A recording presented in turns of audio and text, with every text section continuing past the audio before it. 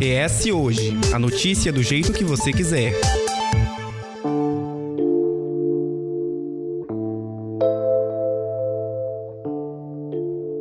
Quando a gente fala de segurança pública, o que vem em mente de imediato são as situações de risco e pressão, já que cotidianamente a violência faz vítimas, traz medo à sociedade e fragiliza aqueles que são responsáveis por fazer a vigilância. De tempos em tempos, relatórios e rankings são divulgados, trazendo à tona um panorama real da situação, mas um assunto em específico torna-se gargalo dentro desse debate: a saúde mental de policiais. Expostos aos riscos todos os dias e muitas vezes com sobrecarga de trabalho e desvalorização, esses profissionais tidos como heróis também se tornam protagonistas de cenas de desequilíbrio emocional, o que afeta diretamente o desempenho no trabalho e as abordagens nas ocorrências. Enfim, é todo o conjunto que forma a segurança pública e tem eles como uma das figuras principais. Pela primeira vez, será realizado um estudo que mapeará a saúde mental dos servidores de segurança pública do Espírito Santo. O projeto reunirá dados de cerca de 15 mil profissionais das polícias federal, rodoviária federal, militar, civil e corpo de bombeiros, além das guardas municipais de 4 municípios. E a pesquisa já apresenta alguns resultados. Para falar sobre essa importância de mapear a saúde mental dessa categoria e esse estudo inédito e também os fatores que dão forma à necessidade de debater esse assunto, o ES hoje recebe uma galera que está envolvida com essa pesquisa. O Pedro Luiz Ferro, presidente da Comissão Permanente de Atenção à Saúde dos Profissionais de Segurança Pública, Defesa Social e Justiça do Espírito Santo, a nossa Copaz. Muito boa tarde, é um prazer estar com os senhores aí, com os ouvintes em geral. E estou aí à disposição para responder todas as perguntas.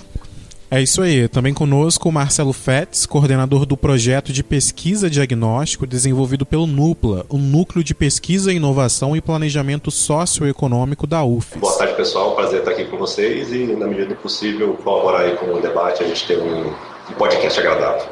Além dos dois, Adriana Madeira, coordenadora do projeto piloto, denominado Soma-Si, que busca propostas de intervenções com ações que gerem efeitos positivos no âmbito da saúde física e mental dos agentes. Agradeço a participação, quero cumprimentar todos, todas.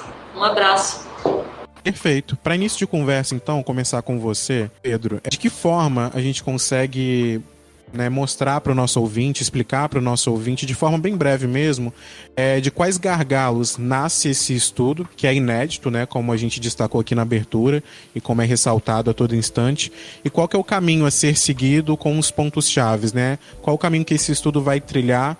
Depois a gente fala um pouquinho de resultados preliminares, se vocês puderem. Então, só para saber quais são os gargalos que fazem com que esse estudo nasça e qual caminho ele deve seguir a partir de agora. Então, nós sabemos que as profissões que envolvem as forças de segurança são profissões onde ocorrem maiores níveis de estresse no mundo todo. E o Brasil não poderia ficar de fora. São profissionais que estão expostos diuturnamente e têm uma particularidade, uma peculiaridade, eles estão amados. Nossa preocupação surgiu do crescente número de suicídios que vinham ocorrendo no Estado e agora, há pouco tempo, o Fórum de Segurança Pública publicou um artigo que houve crescimento. Então, o que nós queremos realmente, nosso objetivo é fomentar ações integradas, articuladas, que visem a preservação da vida, da segurança no trabalho e a garantia também de implementar direitos e fundamentos, trabalhar com a dignidade desses profissionais, para que nós possamos contribuir com a saúde integral. Então é uma saúde que nós usamos aqui, que é biopsicossocial, de cada um deles. Dentro do estudo, em geral, existem projetos específicos. Ao todo são 3. Quais são eles? Qual o papel de cada um? E a gente já tem resultados preliminares a respeito do estudo, Até quando ele deve durar, Qual é o tempo dele, etc. Sim, na verdade, são 3 que estão agora startando. O do Marcelo Fetz, que vai falar dele daqui a pouco com propriedade, foi o primeiro, que é da pesquisa diagnóstico. Imediatamente a esse, a professora Adriana já vem com o projeto dela, que é de acompanhamento biopsicossocial, que ela vai falar também. E tem um terceiro, que é o do IPES, que é um trabalho de capacitação em prevenção e pós-venção em suicídio. Isso será extensivo a todas as forças policiais que compõem a Copaz. E tem um que está vindo ainda, seria um quarto projeto, que já está aprovado, que é uma pós-graduação em saúde coletiva com ênfase em saúde mental para os servidores da segurança pública, defesa social e justiça no Espírito Santo. Bom, e como é que você falou dessa questão da pós-graduação, como é que essa atuação de pesquisa, de pós-graduação, impacta a longo prazo as várias corporações que estão envolvidas aí no Copaz? O nosso objetivo é capacitar os gestores, para que eles possam depois estar capacitando também os subordinados. O que nós esperamos é que haja uma quebra desse preconceito que existe muito hoje nas forças policiais, não é? Em que o policial militar, o policial civil ou policial de outras forças, ele pensa que ele é um super-homem, na verdade, né? Que ele está acima de qualquer situação, quando na verdade ele é um ser humano como qualquer outro e está assim, sujeito a todas as fragilidades de uma profissão, estão expostos a várias situações de estresse. Então, o que nós pretendemos é isso. O objetivo é capacitar esses gestores, para que possam capacitar depois os outros gestores menores, que nós dizemos, né, os subordinados, para que possam identificar entre os outros servidores situações que fogem à regra, né? Aquele famoso desvio de curva que nós falamos. E por que realizar esse estudo agora, com essa proporção? A gente estava comentando aqui antes de gravar que desse tamanho é o primeiro a ser realizado aqui no Brasil, já que a gente não tem praticamente quase nenhum dado a respeito dos profissionais das diversas forças de segurança há bastante tempo, principalmente com essa profundidade que vocês têm trazendo, e quais são os problemas decorrentes dessa defasagem ao longo do tempo e também, claro, desse período da carreira policial que se estende durante longos anos. Nós tivemos um objetivo, porque a Secretaria Nacional de Segurança Pública, ela, como eu havia falado no início, ela já lançou uma pesquisa diagnóstica, mas foi uma pesquisa geral. Ela não levou em consideração as particularidades do policial militar ou dos outros policiais das forças de segurança que estão no Espírito Santo. Cada estado tem uma particularidade e uma peculiaridade. Os afastamentos, sim, nós estimamos que mais de 10% das forças hoje estejam afastadas por ordem de saúde mental. Isso impacta e muito nas forças, porque acaba que a questão das escalas começam a ficar mais apertadas, a questão das férias, por exemplo, há prejuízo nas férias. Então, é uma série de prejuízos que nós pretendemos reverter, né? A gente trabalha aqui com a ideia de que há necessidade da prevenção, né? De prevenir para que não aconteça. É como se fosse atuar na saúde primária, dar qualidade de vida para que não haja afastamento e, com isso, né, não tenha prejuízos à própria tropa. Então, esse estigma, isso que está lá hoje, é assim, do policial não admitir muitas vezes, né, que ele está passando por dificuldades e que ele tenha que fazer um tratamento, por exemplo, que faça um afastamento que seja preventivo para ele próprio. Nós estimamos, assim, por exemplo, hoje, um trabalho de prevenção, você gasta assim, $7 para poder fazer um trabalho de prevenção. Isso foi o último congresso que eu participei lá em Brasília, no própria Secretaria Nacional. Agora, quando um policial ou alguém da Força de Segurança está afastado, você pode multiplicar isso por 5 ou 6 vezes o gasto que se tem. Previdenciário e a questão do recurso humano, porque outra pessoa vai ter que acabar trabalhando no lugar desse. Mas a preocupação nossa maior é a vida desse profissional, desse servidor, né? Então nós queremos impactar mesmo, uma pesquisa que vem para impactar para essa mudança de concepção, né? Vamos trabalhar preventivamente. Para achar essa mudança de concepção, né, para impactar diretamente, chegar ao objetivo final, que é esse, né, o impacto na vida do agente de segurança, para que ele tenha um rendimento melhor de trabalho, para que ele consiga trabalhar na sua totalidade, existem, né, etapas, né, existem esses projetos, né, dentro do estudo em geral. O Pedro já deu um panorama, né, geral em relação a esses projetos, mas vamos falar um pouco de forma mais detalhada com o Marcelo. O Marcelo está na parte de pesquisa e diagnóstico, né? Que etapa é essa, Marcelo? E a gente já consegue ter um diagnóstico sobre o Espírito Santo, tendo em vista as particularidades de que cada um estado tem, como o Pedro citou anteriormente? A pesquisinha, a gente está começando agora, não que está começando agora, né? Ela já está em desenvolvimento, mas em termos conclusivos ainda, eu acho que falta que a gente caminhar um pouco mais, né? Então, eu diria que a gente ainda se encontra na fase exploratória dessa dimensão da pesquisa, né? Aí vou falar um pouquinho antes do que é essa pesquisa, para depois aí talvez a gente especular um pouquinho sobre o que a gente pode pensar, sobre o que ela pode contribuir em termos de desenvolvimento de políticas públicas ou mesmo de atendimento especificamente à saúde dessa população especificamente, né? A gente ali no Núclea, né, eu sou um dos coordenadores do Núclea junto com o professor André Michelato, e ali no Núclea a gente se especializa em produção de informação, né? O nosso flanco de atuação acadêmica é inicialmente buscar informação, né? Por que buscar informação?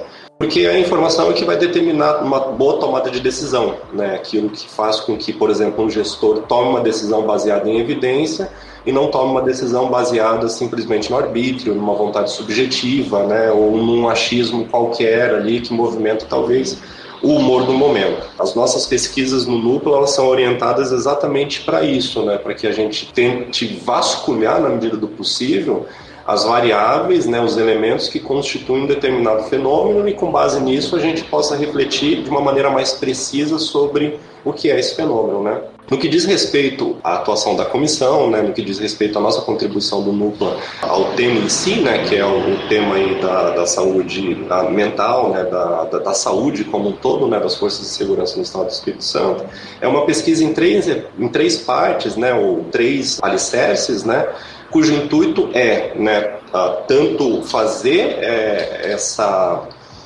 construir esse rol informativo, né, quanto fornecer esse rol informativo para as outras dimensões da pesquisa como um todo, né, assim, dos outros projetos, né, que compõem o núcleo de atuação da própria comissão, e também orientar a gente para conhecer determinados assuntos, né, e determinadas características da população estudada, que são as forças de segurança no Estado do Espírito Santo, né. Então, o que a gente tem em termos de busca, né, de informação, né? Primeiro ponto é a criação de uma série histórica sobre afastamento, né? Quando a gente fala, por exemplo, sobre afastamento, sobre o impacto dos afastamentos ou sobre como os afastamentos existem dentro da Força de Segurança Pública, a gente tem dados que não são sistematizados, né? A gente tem muitos dados que às vezes aparecem dentro do debate público, mas eles não estão dispostos de maneira sistemática, no tempo, tabulados, né? Ou seja, né, a gente tem as informações, mas elas não estão reunidas de uma forma formativa, né, de uma forma mais clara, é isso? Exatamente. A gente tem, ela está dispersa e a gente não sabe se existe, por exemplo, uma regularidade em termos de afastamento ou em termos de impacto de saúde mental, né? Pensar o Espírito Santo. O Espírito Santo é um estado grande, com regiões diferentes, com demandas diferentes, com naturezas econômicas diferentes, com questões sociais diferentes. Isso vai impactar a própria atuação das forças, porque isso muda a própria percepção de entendimento do que elas são. Então, a gente espera que exista, por exemplo, uma variação em termos de afastamento ou em termos de surgimento do fenômeno nas diferentes regiões, né? Por isso que a ideia é a gente sistematizar por região para conseguir isolar e verificar as diferenças e também as regularidades, né? Então essa seria a primeira etapa, a gente sistematizar o que já existe para que a gente tenha um olhar clínico mais preciso e que a gente possa verificar, por exemplo, a existência de irregularidades, né? Dentro desse ponto, né, existem dados que são mais importantes e que precisam de um olhar mais clínico, né, mais cirúrgico, para que eles sejam até mesmo tabelados, né, feito um ranking, enfim, que eles sejam colocados numa tabela, por exemplo, para que seja feito de forma mais detalhada mesmo. Existem alguns dados que precisem mais disso ou não? Ou todos em geral? Não, precisa disso.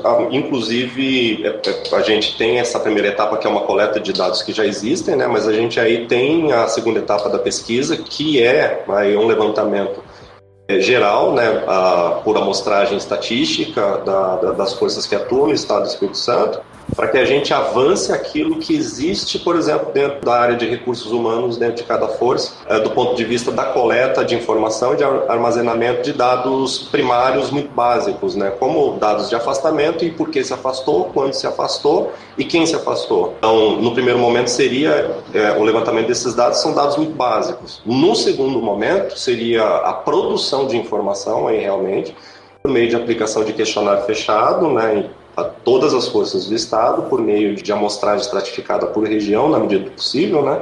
Onde aí a gente vai verificar, por exemplo, por meio da aplicação de um questionário que é indicado pela Organização Mundial da Saúde, para verificar, por exemplo, a qualidade de vida, né? Então a gente tem um questionário lá com as 30 questões mais ou menos, onde a gente vai vasculhar como o agente de segurança pública do Estado do Espírito Santo percebe a sua qualidade de vida. Então esse é um ponto. Segundo ponto, também por meio de um questionário orientado pela Organização Mundial da Saúde. Como esse agente de segurança percebe a sua qualidade de vida no trabalho, né? Então a gente começa a avançar para coisas que são muito específicas do trabalho em si, né? Uma questão é o humor, né? A situação psicossocial com relação à própria vida fora da corporação, né? Fora ali das atividades laborais. Um outro ponto é como essa pessoa percebe essa relação exatamente dentro das atividades laborais, né? E um último questionário que também tem em torno de umas 30 questões, que ali seria um questionário sobre estresse mesmo, né? Sobre indicadores de estresse, né? Então a gente ali afunila mais ainda, né? Para pensar impacto, por exemplo, físico, impacto biológico e, nesse caso, a percepção do impacto. Aí depois a própria Adriana pode avançar no debate. Pois é. É muito importante frisar que houve uma preparação antes dessas pesquisas. A nossa equipe da Copaz, eu, a Carolina, nós viajamos todas as regiões, visitamos batalhões, delegacias, destacamentos, nós preparamos pontos focais para que pudessem receber essa pesquisa.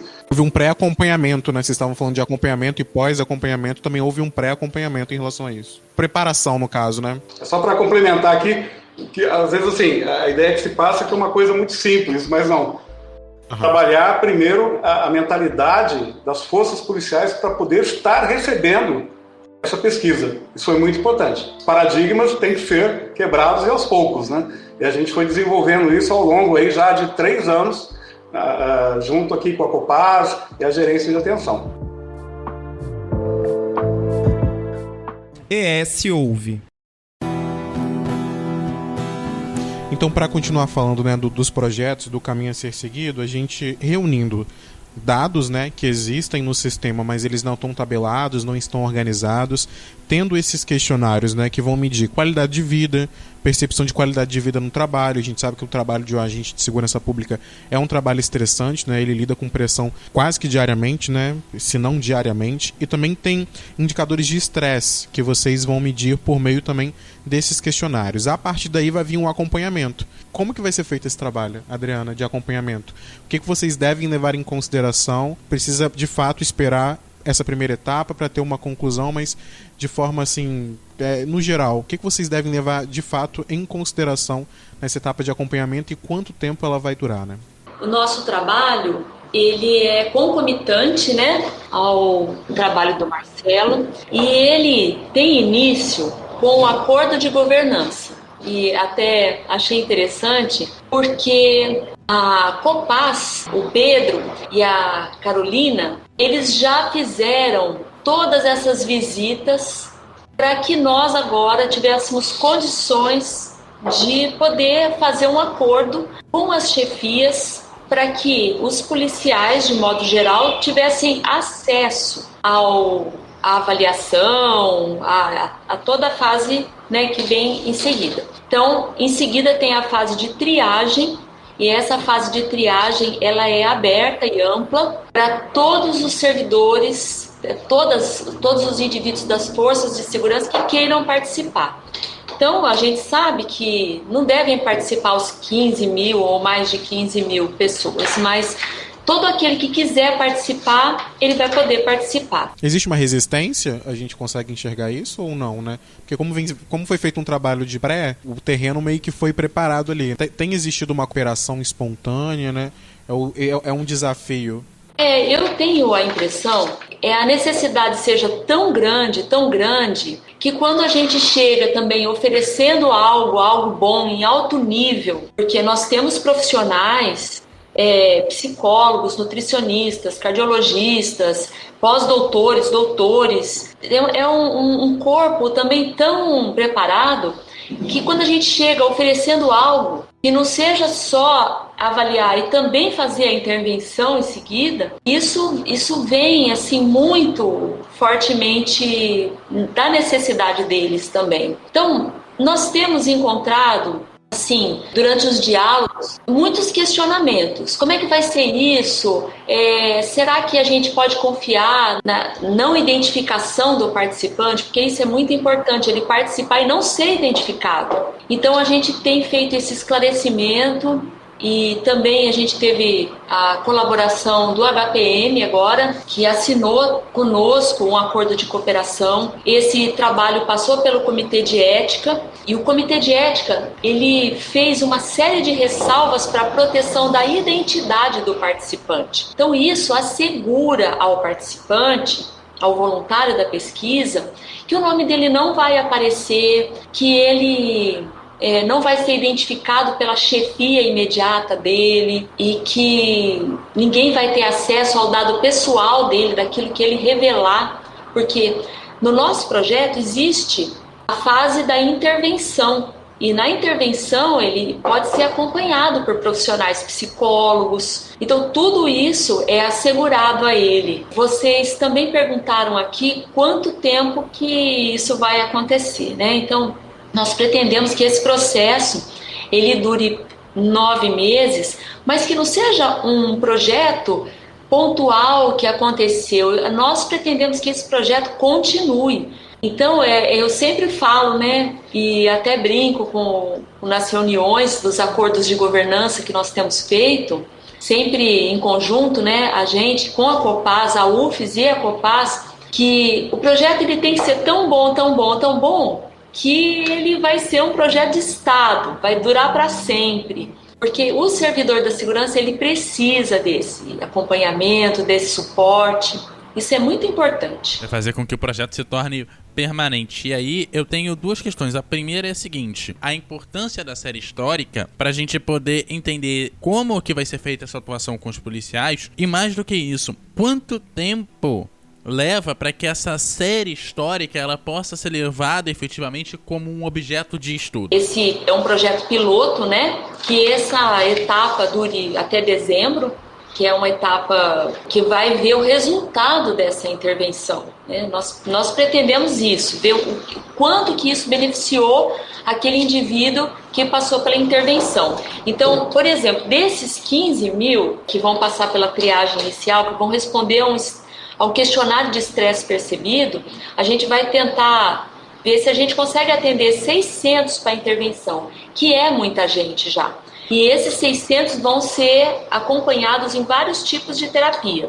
E depois a gente vai ver se essas terapias tiveram uma eficácia, como é que foi isso. Porque nós temos outros parâmetros que não são só os parâmetros dos inventários e dos questionários. A gente tem coleta de sangue, vai ver o nível de cortisol, para ver o estresse desse indivíduo no nível bioquímico, vai ver também como é que está a adrenalina, noradrenalina dele, para saber se esse indivíduo está muito no luta e fuga, sabe, aquela reativo ou não. Nós temos também a avaliação de traumas na infância, para ver como é que é a vida desse indivíduo, além de avaliação socioeconômica, de estresse no trabalho, que tem um questionário específico de estresse no trabalho, e o burnout, que também avalia estresse no trabalho. Avaliação nutricional e cardiovascular. Então, assim, ele vai ser muito monitorado e depois a gente vai ver o resultado dessa intervenção, para que isso se torne política pública. Eu acho que é melhor o Pedro responder um pouco da questão da série histórica. Sim, o objetivo dela é mapear e desenhar as redes, que vão integrar os diferentes setores, serviço de saúde, serviço de psicologia, a própria assistência social. O que nós queremos através da série histórica, né? Ter informações que sejam produzidos pelas próprias forças policiais, que vão ser complementadas, um vai complementando o outro. E a gente pretende fazer o quê?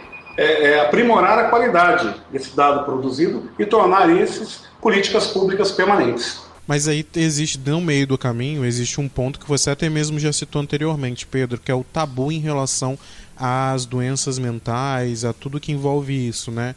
Muita gente coloca no agente de segurança pública aquele cartaz, né? Ele é o super-herói, né? Como se ele fosse inabalável, como se ele não tivesse à mercê de tudo que cada um de nós também, né? Ansiedade, ficar doente, ter pressão dentro de casa, e tudo isso envolve o trabalho, tudo isso envolve o cotidiano, enfim. O que gera, consequentemente, esse preconceito dentro, em especial, dos agentes de segurança pública? Vocês conseguiram perceber isso, ou estão conseguindo perceber isso a partir desse processo, né, diagnóstico? Não sei se o Pedro ou o Marcelo poderia falar melhor sobre isso. E outro ponto, né, isso compromete, né, a prevenção, que é um ponto tão importante que vocês estão citando ao longo do estúdio, né?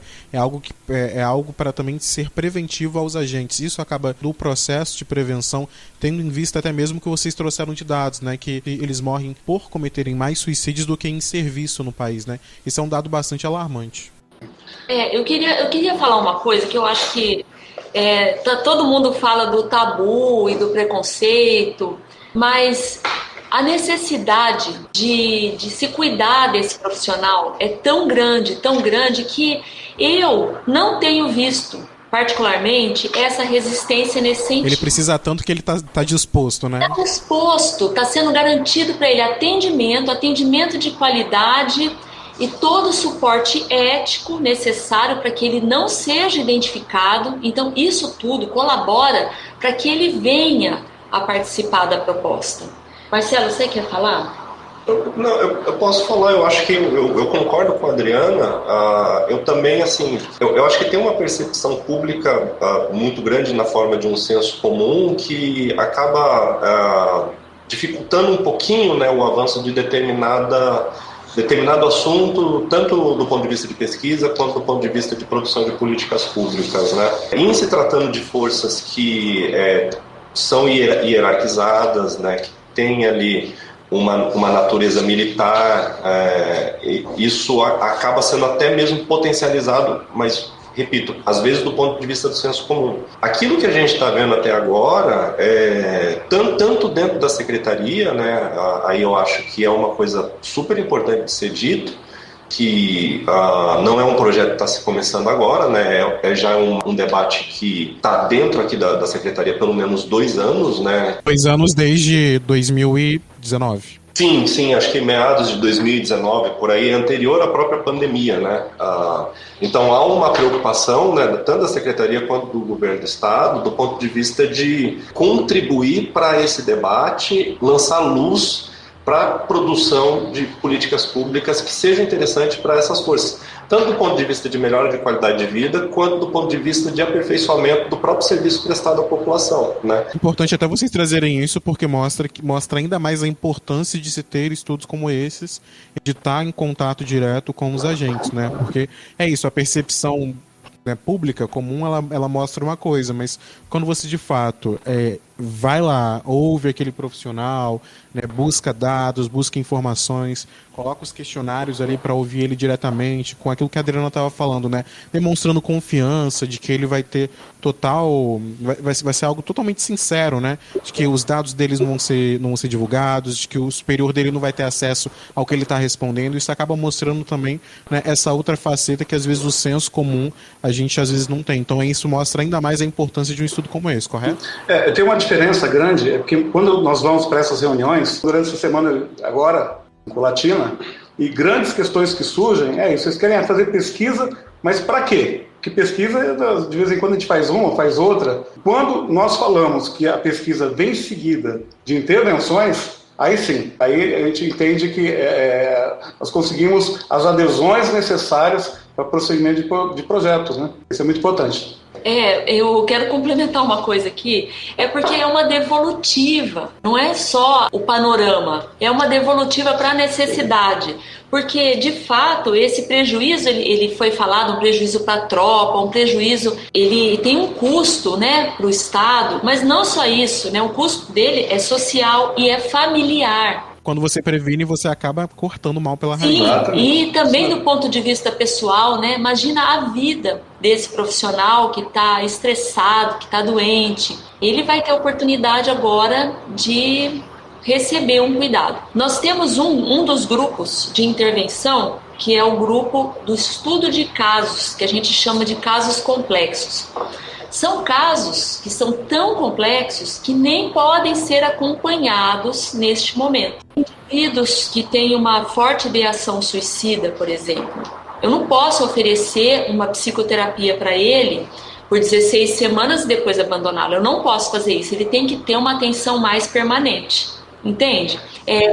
Um indivíduo que está envolvido com álcool, ele precisa de um tratamento a longo prazo. Então, esses indivíduos, eles sendo identificados e querendo fazer um acompanhamento mais a longo prazo, eles serão assumidos pela própria Copaz, pelo Estado, pelos mecanismos que o Estado oferece para esses tratamentos, para eles poderem ter uma qualidade de vida melhor e para poder serem tratados.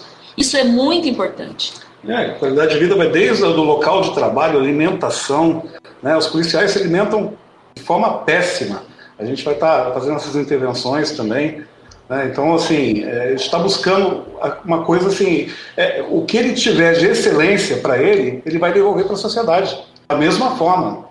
Nós acreditamos nisso. Bom, vocês falaram de alguns contextos particulares de alguns agentes da Força de Segurança aqui do Espírito Santo e falaram dessa questão permanente. Me leva a algumas questões. A primeira é verba para financiamento de uma pesquisa dessa complexidade. E aí me vem a pergunta, como que você consegue realizar essa pesquisa e fazer a manutenção num momento em que a gente tem vários cortes de pesquisa sendo feitos aqui no Brasil? Claro que não necessariamente está ligado à Secretaria de Segurança, onde vocês acabam atuando com mais força, mas a gente vive esse momento, questão até tratada aqui no podcast em outros episódios.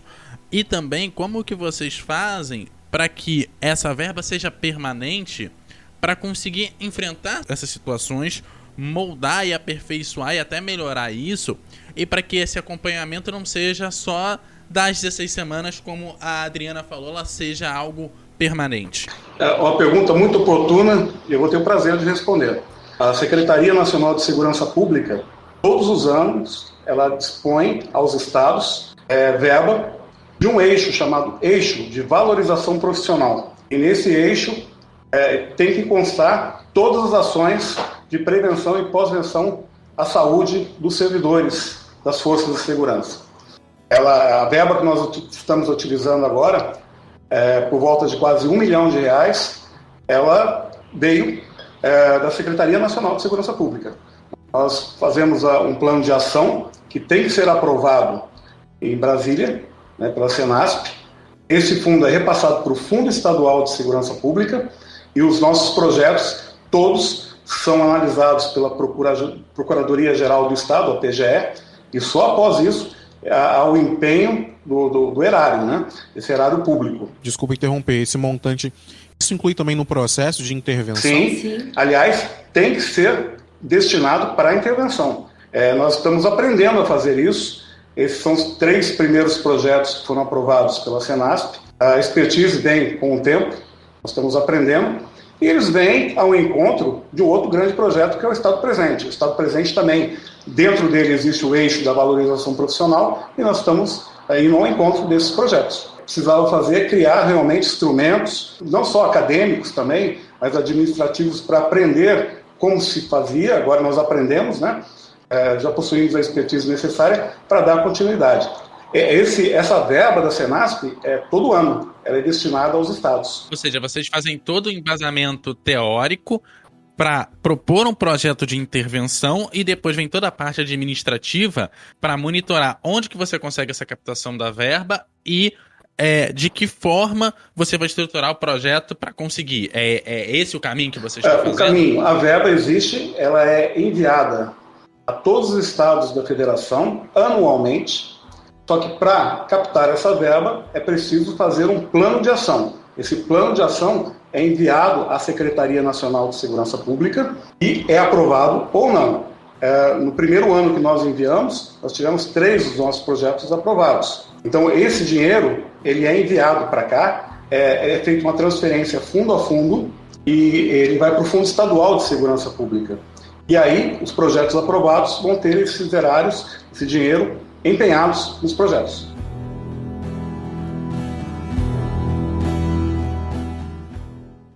Deixe seus comentários em eshoje.com.br.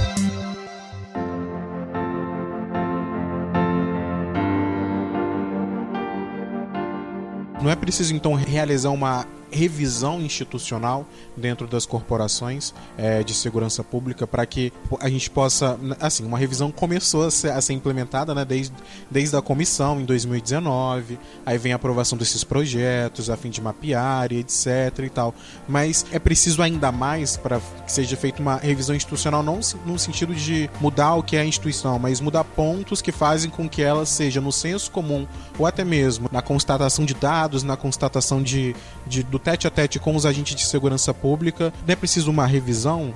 Mas é super pertinente a pergunta. Eu vou te responder isso com a própria comissão. A Copaz, ela é formada por membros de todas as forças policiais. Isso já reflete aí essa preocupação. E são membros que estão ligados, de alguma forma, à saúde do servidor. Nós temos, dentro da comissão, assistentes sociais, psicólogos, sociólogos, que trabalham nas instituições. Então, eles já estão ligados diretamente. Então, a mudança de paradigma é a própria criação da comissão. E então, pensando nisso, como é que a gente faz para que isso seja efetivamente periódico e que a gente tenha um panorama real do que está acontecendo daqui para frente? Como a gente pode ter dados públicos sobre esse acompanhamento, essa redução de policiais sendo afastados, essa redução de policiais tendo algum tipo de transtorno? E mais do que isso, como que a gente vai convencer esses agentes de que a saúde mental precisa ser um pilar para todas as corporações, para que eles tenham a plena capacidade de estar trabalhando no seu melhor nível? A questão o que nós precisamos, e que está sendo feito, é a questão do senso científico e o sucesso das nossas intervenções. Eu acho que a partir daí nós conseguiremos comprovar a eficiência e eficácia dessa política pública. É isso que nós pretendemos, né? Por isso, essa cooperação junto com a academia, que eu acho tão importante a UFES estar envolvida, né? Nós temos certeza da qualidade que o trabalho vai surtir, o efeito dele positivo, que vai acabar reforçando de forma robusta a necessidade de continuidade desses projetos. Existe a possibilidade do acompanhamento dessa atuação numa pesquisa mais longa? A gente vê muitas pesquisas que levam 5, 10 anos para serem concluídas, para pegar exatamente uma atuação nesse nível e tão profunda, nesse nível que vocês estão tratando. Vocês já pensam nessa questão de uma pesquisa a longo prazo? Já temos novos projetos, novos termos de referência que estarão sendo enviados para Brasília até o dia 30 de junho para a continuidade desses projetos. E qual é a data, né? Não sei, data, período que vocês pretendem apresentar ao público em geral, né? À sociedade, os resultados desse estudo, né? Seja em uma cartilha grande, algo nesse sentido. Existe uma projeção de apresentação desses resultados para a sociedade? Para a gente também... O cronograma mesmo, né? O cronograma lá que está instituído nos projetos, tudo certinho, é até o final do ano, né? Então... Muito provavelmente não, né? Até o final do ano. Até o final do ano a gente vai ter informações sobre as 3 partes da pesquisa, né?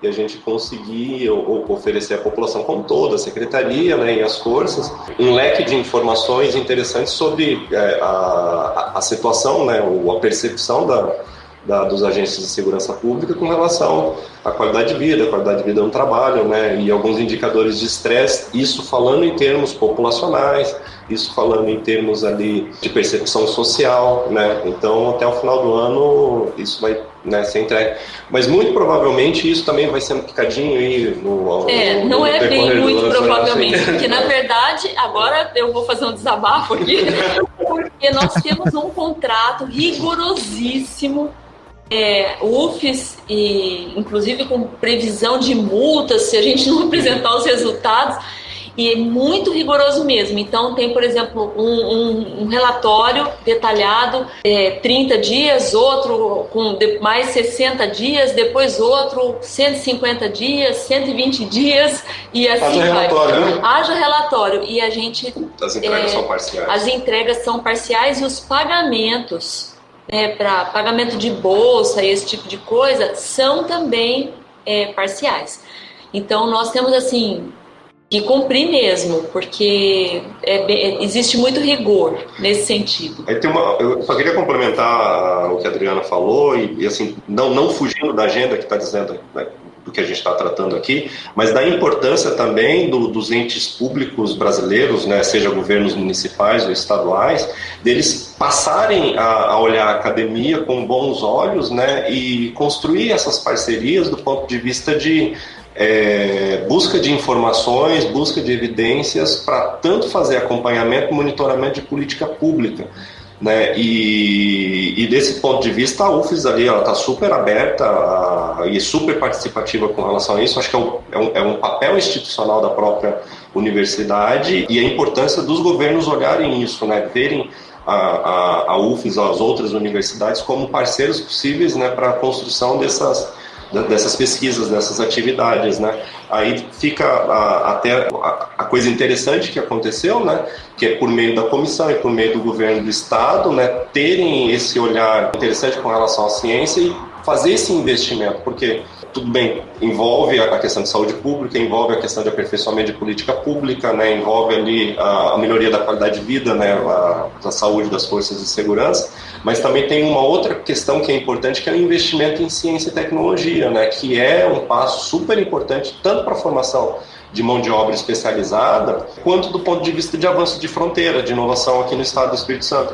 Então, essa parceria, todo mundo ganha, né? A UFES ganha, o governo do estado ganha, a população ganha, as forças de segurança ganham. Então, é um jogo muito interessante, sobretudo num contexto onde a gente vê, né, a redução do dinheiro sendo investido, das verbas investidas em pesquisa, né? Mas nesse meio de tempo a gente, né, consegue encontrar alguns outros flancos de atuação onde outros entes públicos acabam encontrando, né, a relevância e importância no trabalho que é feito ali pelos professores, né, pelos pesquisadores das universidades públicas, né? Isso só mostra a importância, né? E o poder da informação, né, no impacto da sociedade, o quão importante a gente se conhecer as nossas instituições, né, e como elas são impactadas, como elas trabalham, para a gente ter um real panorama e uma dimensão para isso, para criar políticas públicas especializadas, para que tudo funcione, não perfeitamente, como a gente falou, né, mas que sempre haja um aperfeiçoamento, uma revisão, passos em direção ao melhor e não regredir, né, como o professor Pedro disse há pouco. É isso, né, Couto? É isso, vamos agradecer aos profissionais que vieram bater esse papo aqui com a gente. Bom, e a gente começa a agradecer a galera que esteve aqui com a gente, começando com a Adriana Madeira, ela que é coordenadora do projeto piloto, que busca exatamente as propostas de intervenção e que gerem ações com efeitos positivos no âmbito da saúde física e mental dos agentes. Então, eu quero também agradecer estar aqui, agradecer também a nossa equipe de trabalho lá na UFES, agradecer também essa parceria que foi muito bem-vinda com o governo do estado, porque é impossível a academia trabalhar nesse nível sem a cooperação. E como houve a cooperação da Copaz, da gestão do Pedro também, e isso daí seria impossível acontecer se não houvesse essa esfera colaborativa. Também agradecer o Marcelo Fetz, que é coordenador do projeto de pesquisa e diagnóstico desenvolvimento pelo NUPLA, o Núcleo de Pesquisa, Inovação e Planejamento Socioeconômico da UFES. Gente, eu que agradeço, sempre disponível, sempre disposto, reiterando, né, concordando com as palavras da Adriana. Eu acho que é um assunto importante, hiper relevante, né? E eu acho que em termos de mudança institucional, né, a existência de uma comissão permanente, né, a busca de parcerias interinstitucionais já é uma evidência e tanto, né, desse processo de mudança institucional, né? E também o Pedro Luiz Ferro, presidente da Comissão Permanente de Atenção à Saúde dos Profissionais de Segurança Pública, Defesa Social e Justiça do Espírito Santo, a famosa Copaz. Eu agradeço pela oportunidade, estamos à disposição. Sempre que os senhores quiserem saber, espero que em breve, né, Marcelo Adriano, nós tenhamos já alguns dados para poder estar informando os senhores aí. Eu agradeço. Muito obrigado. Por favor, divulguem em primeira mão aqui pra gente. Assim que a gente for recebendo as informações, você confere lá no eshoje.com.br em primeira mão, se Deus quiser. E claro, também a gente já deixa o convite para vocês voltarem aqui quando tiverem todos esses dados compilados para a gente conversar e entender melhor esses dados que vão sendo divulgados aí durante o ano. E assim a gente vai encerrando o ES Ouve dessa semana. Você sabe, esse e os outros episódios você pode encontrar lá no eshoje.com.br e também no agregador de podcast de sua preferência. O programa de hoje teve a apresentação de Eduardo Couto e Matheus Passos, a produção e o texto de Matheus Passos, a edição de som é do Eduardo Couto e também a direção de jornalismo da Daniele Coutinho. Matheus, aquele abraço. Abraço Couto, abraço Adriana, Marcelo, Pedro e abraço ao nosso querido ouvinte também. Até semana que vem.